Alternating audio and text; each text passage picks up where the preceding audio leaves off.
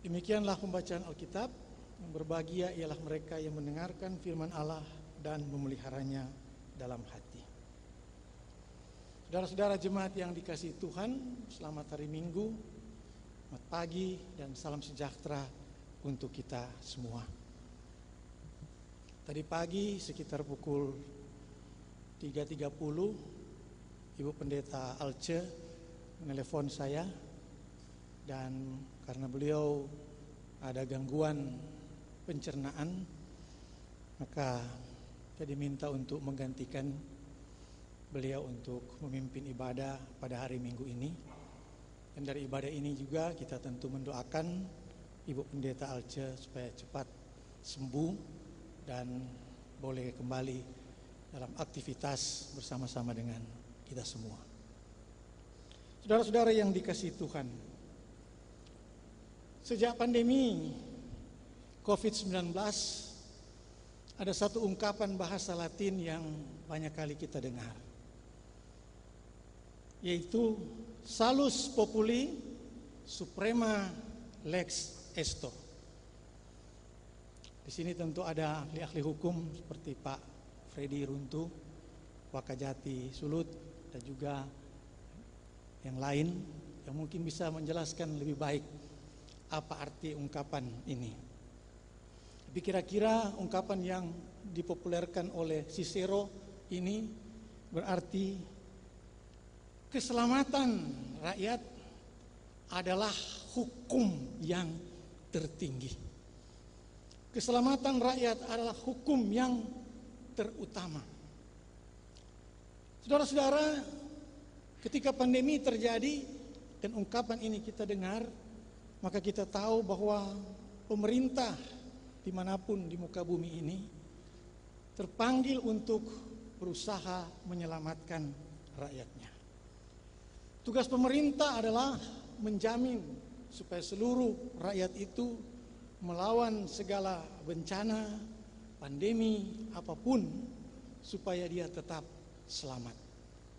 Sehingga keputusan-keputusan, prosedur-prosedur, mekanisme-mekanisme yang ditawarkan, aturan-aturan yang dikeluarkan, hendaknya semua pada zaman pandemi ini bermuara pada keselamatan setiap orang.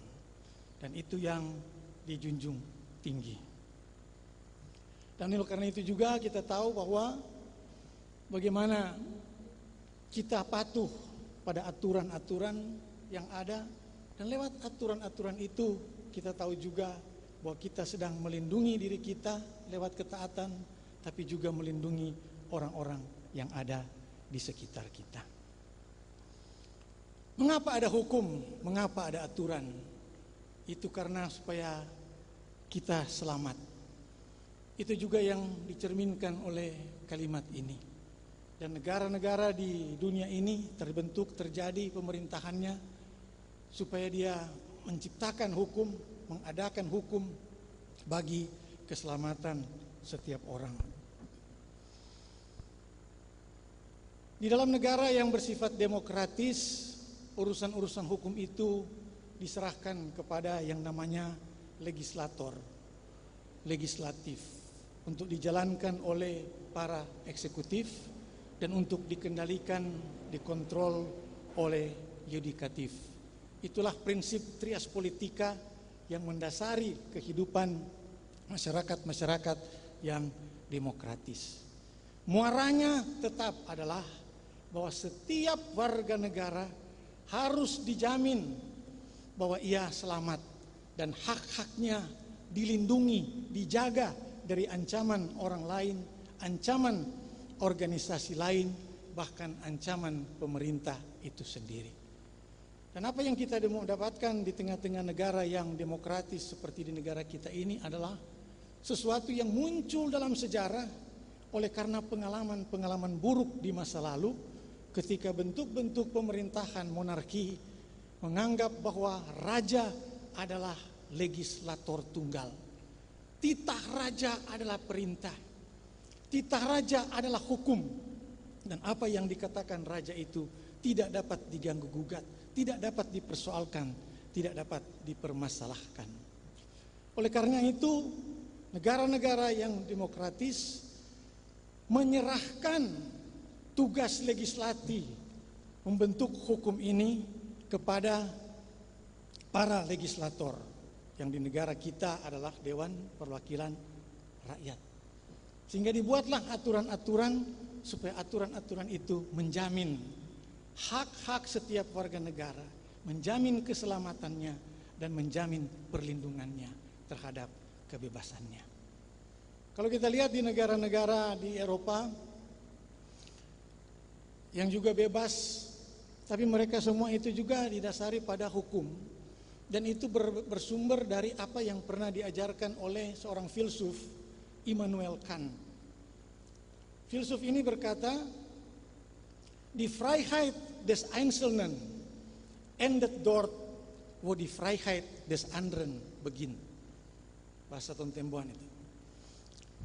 Yang artinya, kemerdekaan seseorang berakhir pada saat kemerdekaan orang lain mulai. Kalau kita sendiri, kita merdeka, bebas. Kita bisa melakukan apa saja di ruang kita. Tapi ketika kita berjumpa dengan orang lain, maka kebebasan kita harus berakhir. Karena di situ ada kebebasan orang lain. Dan itulah yang diatur oleh hukum supaya terjadi keselarasan, keharmonisan, keseimbangan, tidak ada perebutan ruang-ruang bagi satu, bagi yang lain. Dan itu yang kita maksudkan dengan semua aturan yang ada. Dia terpaksa harus membatasi kebebasan dan kemerdekaan kita, supaya kebebasan dan kemerdekaan orang lain juga bisa berfungsi dan berlangsung. Dan perhatikan di mana-mana semua aturan yang ada sebenarnya berorientasi pada prinsip ini. Prinsip untuk bagaimana supaya ada kenyamanan, ada kesejahteraan, ada rasa aman, ada rasa damai, ada rasa tentram. Dan ini bukan baru. Ini ada ketika manusia menyadari, terutama sejak revolusi Prancis, bahwa manusia semuanya adalah sama, tidak dapat dibeda-bedakan karena alasan apapun, alasan warna kulit, alasan suku, alasan ras, alasan agama, tidak boleh dibeda-bedakan, tapi semua harus mendapat perlakuan yang sama di mata hukum. Dan muara dari hukum adalah keadilan. Saudara-saudara yang dikasihi Tuhan, kenapa saya ceritakan ini? Karena inilah juga yang sebenarnya dibicarakan oleh Mazmur kita. Hanya mungkin dalam perspektif yang agak berbeda dengan yang apa yang dikatakan tadi dalam prinsip kehidupan bernegara. Bagi orang Israel, bukan raja menjadi sumber hukum, tapi Tuhan. Bagi orang Israel, raja hanyalah menjalankan hukum Tuhan. Dan ini sangat berbeda dengan cara-cara yang ada pada zaman dulu. Pada zaman dulu itu, keyakinan yang ada yang umum dari bangsa-bangsa adalah bahwa Tuhan memberikan kekuasaan kepada raja, kemudian raja mengumumkan titahnya, dan titahnya itu adalah hukum. Titah itu tidak boleh dirawan, sehingga raja itu adalah pusat kekuasaan, tapi juga pusat hukum dan pusat peraturan. Tapi orang Israel mengalami hal yang berbeda. Allah yang membentuk hukum lewat titahnya, lewat peraturan ketetapan yang dia ucapkan. Dan umat melaksanakan hukum itu. Bahkan raja sekalipun hanyalah eksekutor dari peraturan-peraturan, ketetapan-ketetapan, hukum-hukum yang disampaikan oleh Tuhan. Ini boleh kasih balik. Sehingga raja itu hanyalah satu fungsi di dalam pemerintahan untuk menyatakan hukum-hukum Tuhan. Untuk apa? Supaya ada keselamatan, ada kehidupan yang boleh dinikmati oleh banyak orang. Ayat 9 sampai 16 dari apa yang kita baca dari Mazmur 119 tadi berbicara tentang banyak istilah Istilah-istilah yang menjelaskan sebenarnya hubungan antara umat Israel dengan Tuhan secara langsung. Di sana ada istilah jalan, di sana ada istilah firman, di sana ada istilah perintah, di sana ada istilah ketetapan, di sana ada istilah hukum, di sana ada istilah petunjuk, peringatan, dan sebagainya. Dan semuanya dikaitkan dengan bagaimana caranya supaya semua yang dikatakan yang bersifat legislasi ini, bersifat aturan-aturan ini boleh bermuara bagi jalan yang benar dari orang-orang yang adalah umat Tuhan. Sehingga hukum yang ada itu tidak berbicara sedikit pun tentang delegasi kekuasaan. Tuhan kasih kekuasaan pada orang lain untuk memerintah yang lain. Tuhan kasih kekuasaan kepada manusia untuk memerintah yang lain. Tapi yang adalah orang-orang sesama manusia mendapatkan mandat untuk menjaga dan memelihara supaya hukum-hukum Tuhan itu boleh terlaksana bagi kesejahteraan semua orang. Dan inilah sebenarnya yang dicerminkan di dalam kehidupan orang Israel. Sehingga bagi orang Israel, setiap ketetapan itu, setiap aturan itu adalah pencerminan dari keyakinan mereka tentang Tuhan yang mereka yakini, Tuhan yang mereka imani, Tuhan yang mereka bawa terus dalam kehidupan yang dianggap telah menuntun jalan kehidupan mereka. Saudara-saudara yang dikasihi, ketika kita mendengar ungkapan-ungkapan dari pemazmur di ayat-ayat tadi tentang bagaimana ia menghindari supaya jalannya nyenak bengkok, ia menghindari supaya ia tetap di dalam dirinya itu seluruh ketetapan ini berlaku, supaya dia menjadi orang yang benar-benar setia kepada Tuhan, tapi yang membawa keselamatan dan kesejahteraan bagi orang-orang yang ada di sekitarnya. Sehingga dia membuang, sebenarnya membongkar pemahaman-pemahaman yang ada di zaman itu, di mana ada manusia yang boleh berkuasa atas manusia lain. Pemahaman yang ditampakkan oleh pemazmur ini adalah untuk membongkar cara pikir bahwa ada kekuasaan yang diberikan Allah kepada manusia untuk memerintah dan mengatur orang lain. Bagi umat Israel tidak ada. Makanya kalau orang baca di kitab Raja-Raja, orang dengar ada raja yang baik di mata Tuhan dan ada raja yang jahat di mata Tuhan. Itu diukur dari bagaimana raja itu menjalankan tugas-tugas dan fungsinya.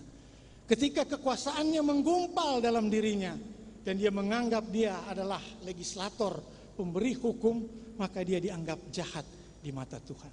Tapi ketika dia menjadi saluran dari apa yang ditetapkan Allah untuk kehidupan umat, maka dia disebut baik di mata Tuhan. Sehingga ukuran-ukuran dari kebenaran ada hukum itu bukan pada orang yang melakukannya, tapi pada Tuhan yang memberikan aturan-aturan itu. Saudara-saudara yang dikasihi Tuhan, ketika kita bertanya demikian, maka kita juga bertanya bagaimana dengan kehidupan kita di tengah-tengah gereja. Gereja mempunyai aturan-aturan. Gereja juga mempunyai ketetapan-ketetapan. Gereja mempunyai tata gereja. Dan semua itu dimaksudkan untuk apa?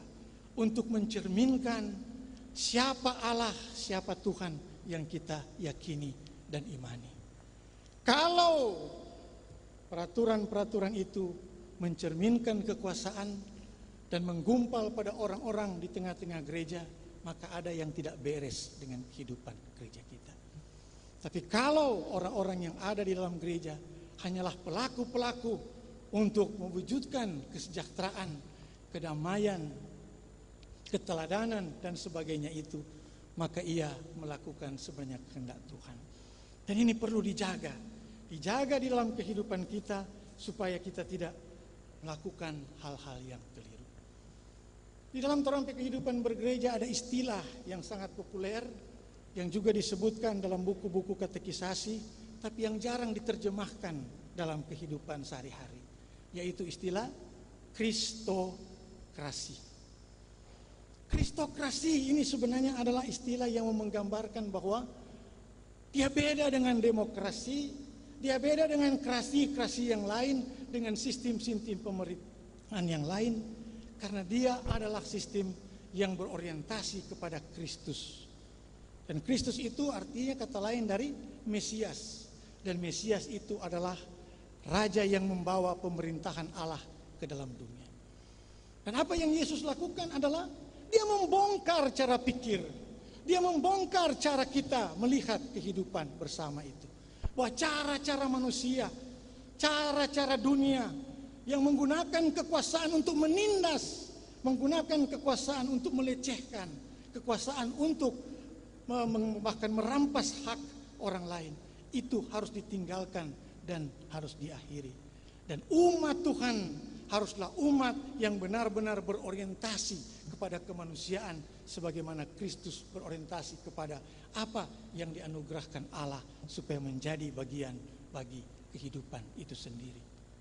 Oleh karena itu, semua hal yang boleh menindas di dalam aturan-aturan, kalau aturan itu melenceng, maka aturan itu harus dikembalikan kepada ukuran-ukuran Kristus. Ukuran-ukuran Kristus adalah cinta kasih. Ukuran-ukuran Kristus bukan diskriminasi. Ukuran-ukuran Kristus bukan penindasan. Ukuran-ukuran Kristus bukan penyalahgunaan kekuasaan. Tapi ukuran-ukuran Kristus adalah setiap orang sama di mata Tuhan dan harus menikmati kesejahteraan dan kedamaian sebagaimana yang diberikan Tuhan kepadanya. Dan oleh karena itu sebenarnya kalau orang dengar dari kalimat yang dikatakan oleh Yesus di dalam Matius 5 ayat 29, jika matamu menyesatkan engkau, cungkilah dan buanglah itu. Karena lebih baik bagimu jika satu dari anggota tubuhmu binasa daripada tubuhmu yang utuh dicampakkan ke dalam neraka. Ini adalah ukuran untuk menilai aturan-aturan. Kalau aturan-aturan dan hukum itu menyesatkan karena dia melecehkan kemanusiaan, buanglah itu. Jangan pakai aturan yang seperti itu karena dia tidak sesuai dengan pemerintahan Kristus. Kalau aturan itu mengakibatkan perpecahan, kalau aturan itu mengakibatkan pergesekan dan kehadiran benturan-benturan di dalam kehidupan bergereja, buang, cungkillah itu. Karena dia berbahaya bagi kehidupan bersama. Kalau aturan itu tidak lagi menghormati kemanusiaan, kalau dia tidak lagi menghormati gambar Allah yang ada di dalam diri setiap orang, cungkil dan buanglah itu. Karena dia akan mengganggu tatanan kehidupan orang percaya. Nah, pembimbing kita tadi dari Roma adalah berubahlah menurut pembaruan budi. Jangan sama dengan yang di luar sana. Jangan sama dengan yang di dunia sana. Dan jangan juga bawa-bawa yang di dunia sana itu masuk dan menguasai kehidupan gereja yang katanya bertumpu pada kristokrasi. Karena apa yang kita sebutkan dalam kristokrasi itu berbeda dalam ukuran-ukurannya. Karena di situ tidak ada kekuasaan. Di situ ada pelayanan kemanusiaan. Di situ ada cinta kasih yang tulus dan murni yang berlaku bagi semua orang. Dan diri kita masing-masing boleh menguji semuanya itu. Dan ini juga catatan bagi kita semua dalam kehidupan bergereja kita. Amin.